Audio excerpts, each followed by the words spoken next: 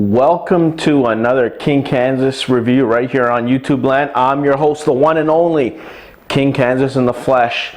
I'm here to bring you guys my first season or season 1 review of The Mandalorian.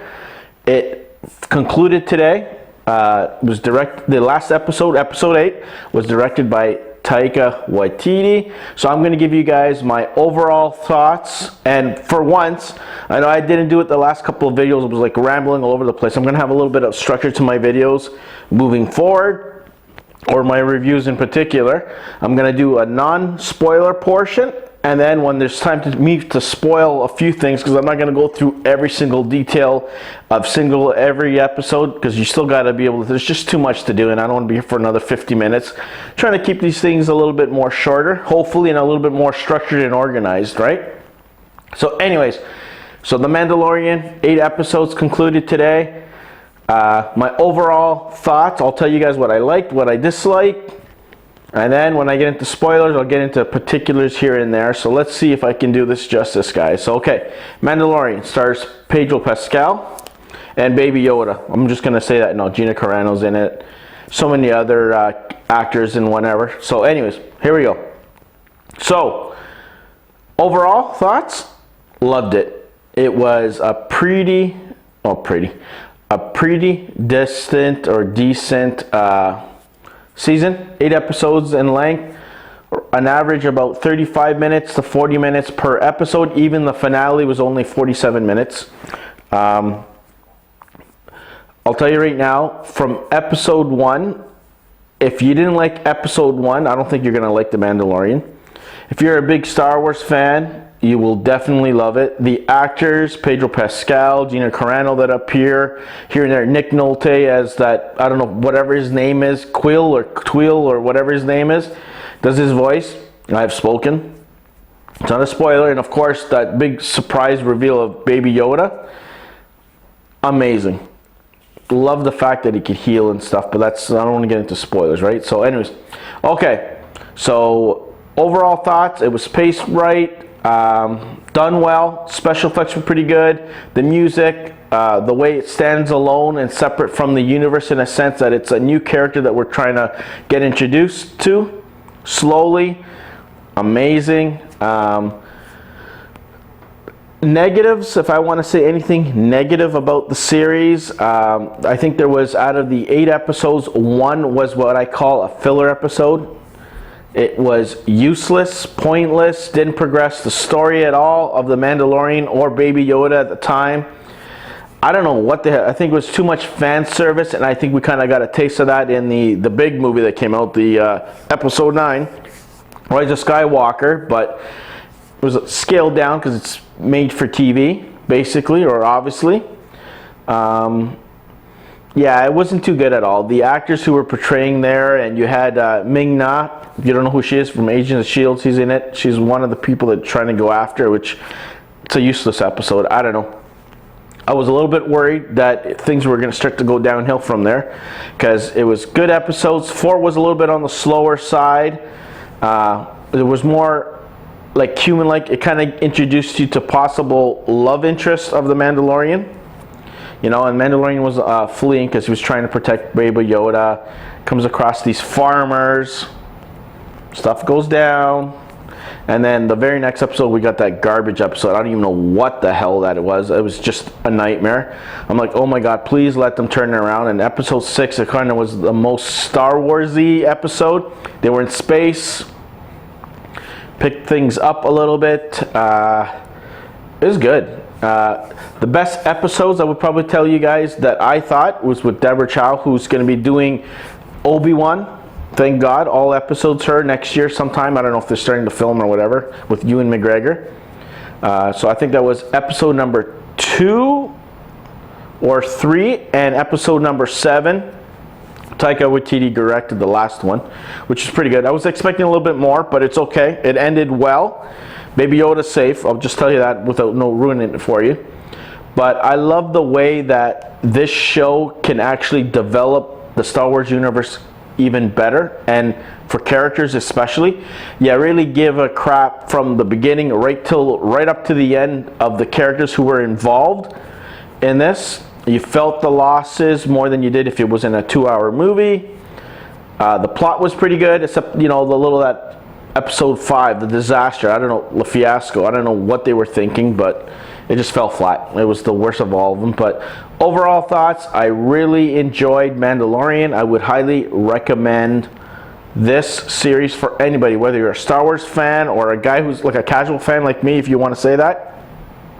I think right across the board, the general consensus, what I believe and I feel, that it's damn good. So I give it a thumbs up. So anyways, that's the non-spoiler. I can't really tell you guys why I really like it without spoiling the damn show.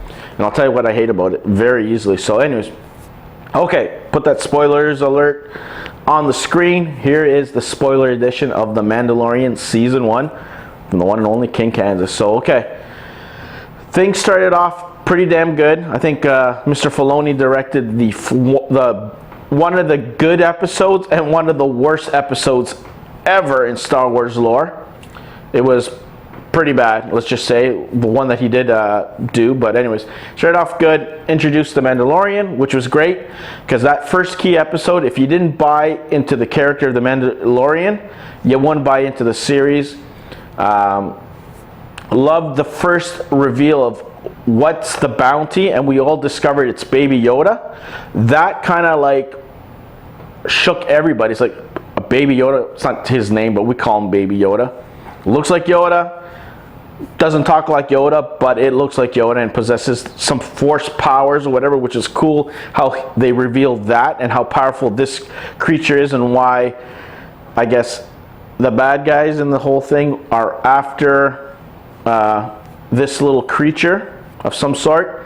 We find out later on that there's a planet of these things that now the Mandalorian's responsible for this. You know, he got bestowed the responsibility by the person who made his armors and all this crap, and the person who's in charge, I don't know what her name is, but she's in the last episode, and it's pretty cool. He got his little badge of honor, I want to call it, and the responsibility that, hey, he was told by her that you have to do so. And throughout the movie, or the show, he does not take off his helmet. He takes off his helmet one time when he's on the farm in episode 4, which you don't see, so that's whatever. I love that it showed the humanity of Star Wars, guys. It was pretty cool. I love the way that they went to some planet in episode 4, meets maybe a love interest kind of thing, and even she couldn't convince him to take off the mask. And that's where they meet Gina Carrano's character, which was pretty good. She pretty damn did good. I know she's not known to be a good actress, but she totally bought into this, and she sold the character she portrayed, and she does her own fight scenes, which is believable. It's none of this, you know, CGI or stunt double crap. She actually does her stuff, from what I gather, and what it looked pretty good. Special effects were great. Scenery was Star Wars. Like I said, overall it's like a Western, but in space, with a little bit of Indiana Jones vibe here and there. The storylines were great for the Mandalorian. You kind of got glimpses or flashbacks of what happened to him, and then it kind of all comes to fruition, or the big reveal is in the last episode, which was called Redemption. You'll kind of find out more of his story and what his parents did and who actually saved him, which we were right. It was the guild of the Mandalorians that actually saved him from an attack, and they showed why he hates droids, because the droids are the ones that go crazy. That IG, I want to say 88 or whatever the hell it's called. It's kind of funny how you got programmed by Nick Nolte's character, Quill, or whatever his name is, to protect Baby Yoda. That was cool. That was a very good surprise in the episode 8. But anyways, we're jumping ahead. Chapter 5 was just a total, I don't even know. Like, it was that bad that he meets up with Lando, or what I don't want to call him Lando, but it's not Lando. It's a guy who's like Lando, a guy who played Apollo Creed. I can't remember his name right now, but his character who's in charge of the guys who, you know, give him jobs to do and whatever. He ends up teaming up with him, which is pretty cool. He did a good job. Carl Weathers, that's his name. Yeah, so they meet up with him, and it kind of goes bad, and then he meets up with this little punk, whatever you want to call him, and you can tell it was a setup from the beginning. You're like, nah. And then Ming-Na character was used good, but for what reason, I don't know. It didn't even progress anything. Just that, you know, Mandalorian shouldn't trust anybody, especially when it comes to Baby Yoda. Baby Yoda was done well. I really thought the practical effects works well with a little bit of the magic and stuff that he did. It's pretty cool. A lot of, cameos here and there. Not too big celebrities showing up, which is great because it would have took away from the Mandalorian himself. We go through about 7 or 8 good episodes. He goes into space, deals with some other old crooked scumbags that there is in the galaxy, which there is. You have the rebellion showing up, or the rebels blowing up the thing after that. What else was good? The lore is good. The progression, Baby Yoda. The good part is that it ended well. It ended, episode or chapter 8. I keep on calling them episodes. I shouldn't, but chapter 8 ended well. You kind of got the whole backstory of the Mandalorian. You got a little bit more information on Baby Yoda, and that he's not the only thing left of his own species. So, basically the Mandalorian stuck with this kid as his protector, as his father. You either raise him up so he can take care of himself, or you take him back to his planet, which is going to be the next adventure. People died, people blew up. That starfighter, or whatever you want to call that stupid thing that flew around at the end, was cool. Even how Baby Yoda in episode 7, he was taken, and then you're like, oh no, here we go. I hope they don't do anything to the kid. But that stupid robot comes and saves the day, which I can't believe. So he kind of had resentment towards him, but at the end he kind of appreciated him, and I think he was the only one, believe it or not. So we did get a Mandalorian taken off his mask because he didn't want to take it up, even to the point that he was dying on the spot.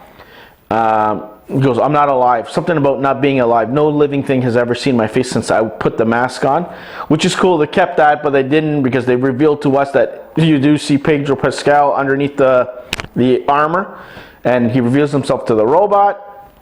And then, I don't know, some sort of little bond there. And then near the end, when he had to sacrifice himself in order to save the rest, it's pretty cool.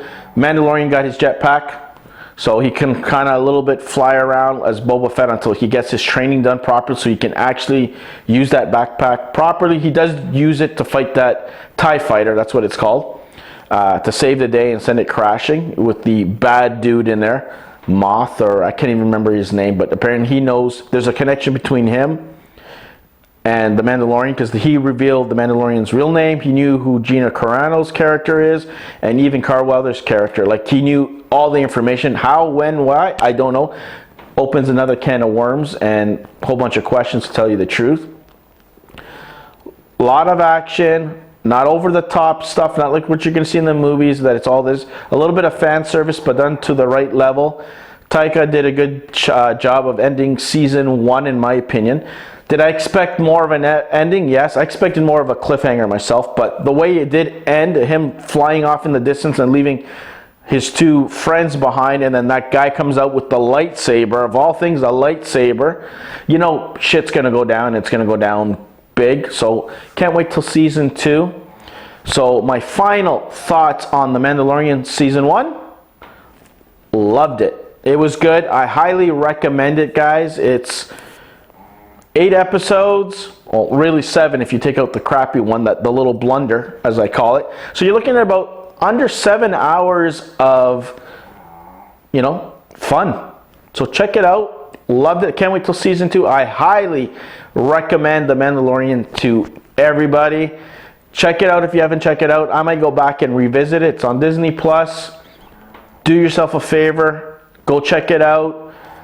And you'll understand why the phenomenon known as Baby Yoda is gripping nations across the world. Everybody wants to get their hands on this little character, and you actually felt good story development. You actually feel for the Mandalorian, and you want to know what's going to happen to him next. You basically give a rat's butt about the character. So hopefully we'll see more Pedro Pascal, or he'll get out of it. But based on what we saw, and with all the helmets and armory, everybody kind of dispersed from the rest of the Mandalorians. So who knows if they're in hiding? Is he going to go find a few here and there as he goes along his journey? Who knows? Maybe they'll persuade him at the end of season 2 to don off the mask and walk around, but still have the pride of the Mandalorians. I don't know.